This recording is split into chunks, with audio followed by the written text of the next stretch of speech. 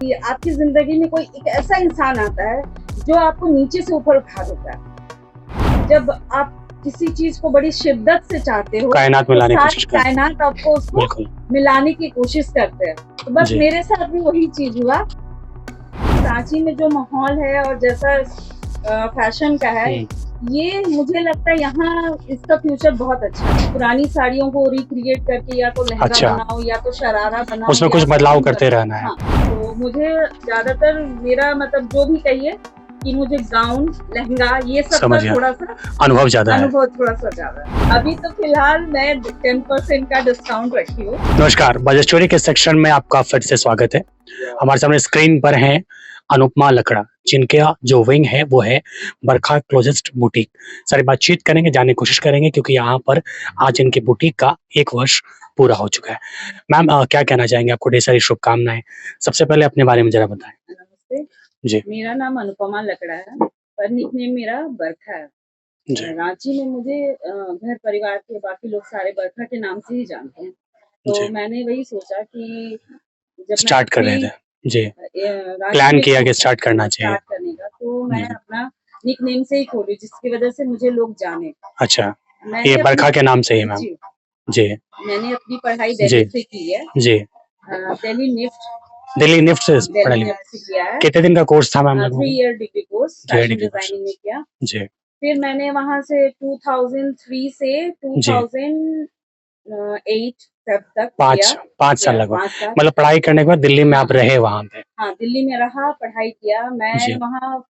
2 years जब मैंने complete किया जी, तो 2003 में मुझे प्लेसमेंट मिला, क्योंकि मुझे बहुत अच्छे नंबर आए और मुझे प्लेसमेंट मिला, एक मौका मिला आपको, एक मौका मिला। तो मैं 2003 से ही स्टार्ट करा मैंने जी। उस समय मेरी स्टार्टिंग सैलरी बोल रहे हो या फिर मतलब जो भी मैंने कमाना शुरू किया था 4500 मुझे मिलते थे, एक बेसिक जो या बेसिक, वो भी मुझे वीक में सिर्फ 3 डेज असिस्ट करना होता था डिजाइनिंग के लिए और एक लर्निंग पर्पस से, लर्निंग पर्पस। तो मुझे पॉकेट मनी के हिसाब से मिलते थे, जो मेरे लिए बहुत था, क्योंकि वो मैं फर्स्ट टाइम था मेरे लिए। तो 4500 मैटर नहीं करता, पर ये मेरे लिए फर्स्ट अर्निंग थी, तो मुझे बहुत खुशी हुई जी। तो उसके बाद से धीरे धीरे ऐसे जर्नी स्टार्ट हुई। फिर 2008 में मेरी शादी हो गई। तो मैं दिल्ली में रहती थी, हस्बैंड का गवर्नमेंट जॉब था जो झारखंड में था। अच्छा। तो फिर मतलब जॉब छोड़नी पड़ी मुझे। उसके बाद फिर मैं हस्बैंड के साथ झारखंड में शिफ्ट हो गई जी। फिर शादी हुई, बच्चे हुए, बच्चे बड़े हो गए, तो काफी बड़े हो गए तो काफी लोनलीनेस फील होने लगा।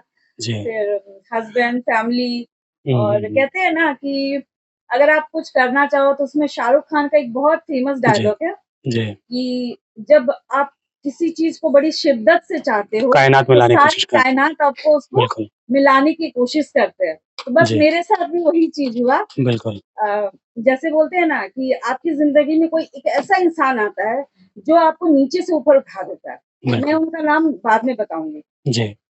तो बस मेरे साथ भी वही परियों वाली कहानी हुई, जो 16 साल के बाद जो गैप हो गया, गैप हुआ था, उसको फिर मैंने रिस्टार्ट किया। हाँ, बस एक बूस्टअप की जरूरत थी, जो मेरे लिए मतलब होता है ना, एक मौके की तलाश, तिनके का सहारा, बस वही चीज था।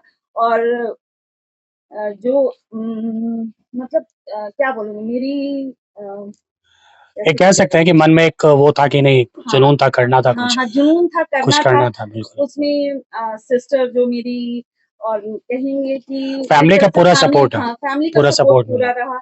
मम्मी पापा भाई बहन सारे। उसमें सबसे अहम रोल था पूनम तिग्गा, जिनका है सांभवी फ्यूल से सब उनको जानते हैं। तो उन्होंने मुझे बहुत सपोर्ट किया बिल्कुल। बस इसी तरह धीरे धीरे जर्नी स्टार्ट हुई। फिर करते करते कब 1 साल हो गए वो पता ही नहीं चला।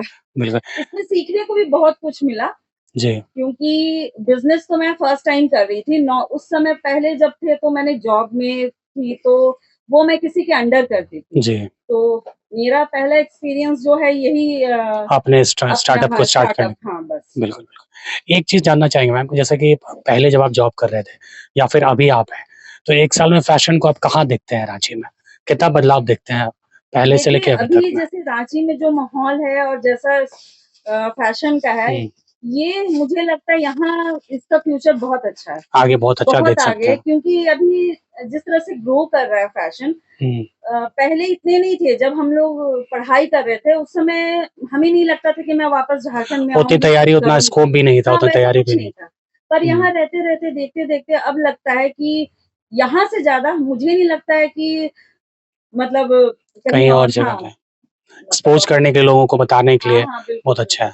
क्या क्या कलेक्शन यहाँ पर अवेलेबल होंगे? यहाँ पर ऐसे तो मैं लेडीज के हिसाब से ही रखी हूँ, लेडीज गर्ल्स, और साड़ी हुआ, लहंगा हुआ, सूट हुआ, क्रॉप टॉप हुआ, बेसिक जो लड़कियां या हम लेडीज वगैरह के लिए भी। और मेन मेरा पर्पस होता है बुटीक में जैसे स्टिचिंग का। अच्छा, तो टेलरिंग, स्टिचिंग वगैरह से हूँ, तो मुझे क्रिएटिव चीज करने का बड़ा होता है। जैसे मैं पुरानी साड़ियों को रिक्रिएट करके या तो लहंगा बनाऊं या तो शरारा बनाऊं, उसमें कुछ बदलाव करते रहना है। हाँ, तो उसमें जैसे बच्चों के हिसाब से भी गाउन, हाँ, उस समय चीज बहुत ट्राई किया, क्योंकि जब मैं दिल्ली में सर्विस करती थी तो जॉब छोड़ने से पहले मैं इंटरनेशनल एक ब्रांड के साथ मतलब था, तो जिसमें बाहर के क्लाइंट्स के साथ हमें काम करना होता, इंटरेक्ट करना होता था। बिल्कुल बिल्कुल। उसमें क्या होता था ना कि वहाँ से लोग डिजाइन करते थे और मैन्युफैक्चरिंग सारा आपका इंडिया में होता था। अच्छा अच्छा। इसमें बेसिक दिल्ली हुआ, मुंबई हुआ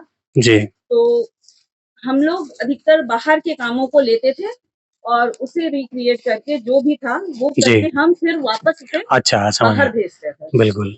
तो मुझे ज्यादातर मेरा मतलब जो भी कहिए कि मुझे गाउन, लहंगा, ये सब का थोड़ा सा अनुभव ज्यादा है। बिल्कुल। अपना एड्रेस बता दीजिए मैम एक बार। मेरा एड्रेस तो अभी यहाँ रांची, सजानंद चौक।